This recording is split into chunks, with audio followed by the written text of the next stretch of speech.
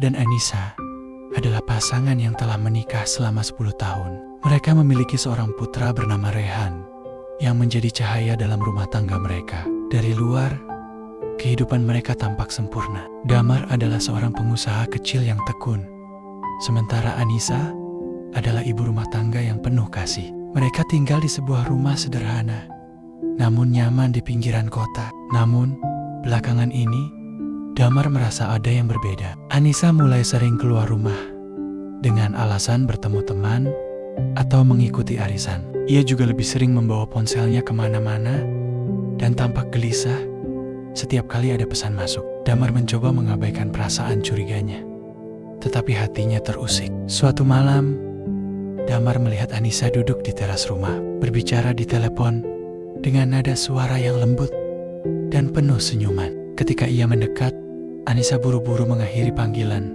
dan tampak gugup. Damar hanya diam, tetapi hatinya mulai diliputi tanda tanya besar. Hari-hari berikutnya, kecurigaan itu semakin kuat. Anissa mulai sering pulang larut malam dengan berbagai alasan. Puncaknya terjadi ketika Damar menemukan sebuah pesan di ponsel Anissa dari seseorang yang disimpan dengan nama Pak Arya. Pesannya berbunyi, "Aku rindu senyummu malam ini. Kapan kita bisa bertemu lagi?" Damar merasa dadanya sesak.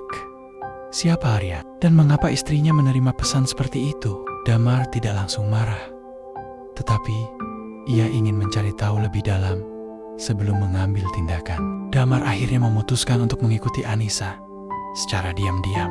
Suatu malam, ketika Anissa mengatakan bahwa ia akan pergi menemui teman-temannya, Damar memilih untuk membuntutinya. Hatinya hancur ketika melihat istrinya masuk ke sebuah restoran dan bertemu dengan seorang pria berseragam polisi yang bernama Arya dari Kean.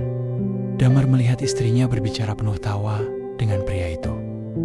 Sesekali, tangan mereka bersentuhan. Anissa tampak bahagia, seolah-olah tidak ada yang salah dalam hubungan mereka. Damar ingin langsung mendekat dan mengonfrontasi mereka, tetapi ia menahan diri. Ia ingin melihat sejauh mana pengkhianatan ini berlangsung. Ketika Anissa pulang malam itu, Damar sudah menunggunya di ruang tamu. Dengan nada tenang namun penuh ketegasan, ia bertanya, "Siapa Arya?"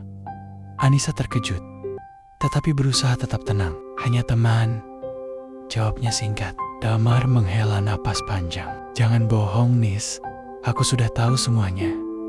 Anissa terdiam. Wajahnya pucat. Air mata mulai menggenang di matanya. Aku minta maaf, Mas." Anissa akhirnya mengakui segalanya. Ia mengaku bahwa hubungannya dengan Arya bermula dari perasaan kesepian. Damar terlalu sibuk bekerja, jarang memiliki waktu untuknya, dan ia merasa diabaikan. Arya datang sebagai seseorang yang memberinya perhatian lebih. Damar merasa marah, kecewa, dan hancur. Ia tidak menyangka bahwa perempuan yang ia cintai dengan sepenuh hati tega mengkhianatinya. Namun, di balik amarahnya, ia masih merasakan cinta. Ia masih ingin mempertahankan keluarganya. "Aku bisa saja memilih pergi dan meninggalkanmu," kata Damar lirih. "Tapi aku tidak ingin Rehan kehilangan ibunya. Aku juga tidak ingin kehilanganmu." Anissa menangis terseduh-seduh. Ia berjanji akan mengakhiri hubungan terlarangnya dan berusaha memperbaiki pernikahan mereka. Damar memutuskan untuk memberi Anissa kesempatan kedua, tetapi kepercayaan yang telah rusak tidak bisa pulih dalam semalam. Butuh waktu dan usaha dari kedua belah pihak. Mereka memulai perjalanan panjang untuk memperbaiki hubungan mereka. Anissa berusaha keras untuk membuktikan bahwa ia benar-benar menyesal. Ia lebih terbuka terhadap Damar, menghapus semua kontak dengan Arya, dan bahkan bersedia menjalani konseling pernikahan. Damar, meskipun masih merasakan luka, berusaha untuk memaafkan dan memberikan ruang bagi istrinya untuk menebus kesalahannya. Mereka juga mulai menghabiskan lebih banyak waktu bersama sebagai keluarga. Damar meluangkan lebih banyak waktu untuk Anissa dan Rehan, menyadari bahwa pekerjaan bukanlah segalanya. Ia ingin menjadi suami dan ayah yang lebih baik. Suatu hari, Anissa menerima pesan dari Arya. Pesannya singkat, namun mengguncang. "Aku masih mencintaimu. Temui aku sekali lagi." Namun, Kali ini Anissa sudah berubah. Tanpa ragu, ia langsung menunjukkan pesan itu kepada Damar. Aku tidak akan bertemu dengannya.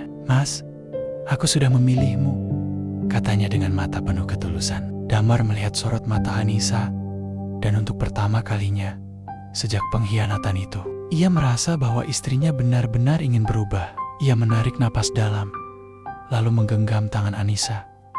Terima kasih, karena telah memilih tetap di sini.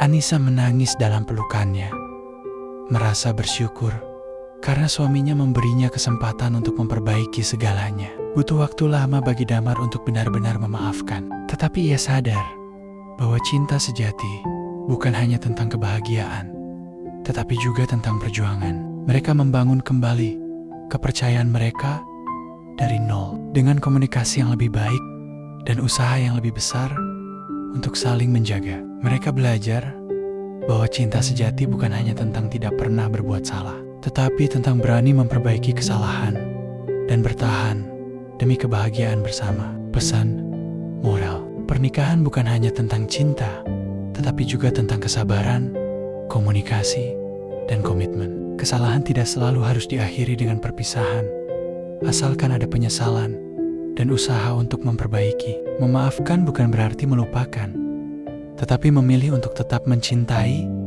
meski hati pernah terluka. Sekian, terima kasih telah mendengarkan cerita nyata teman kami. Salam Amara.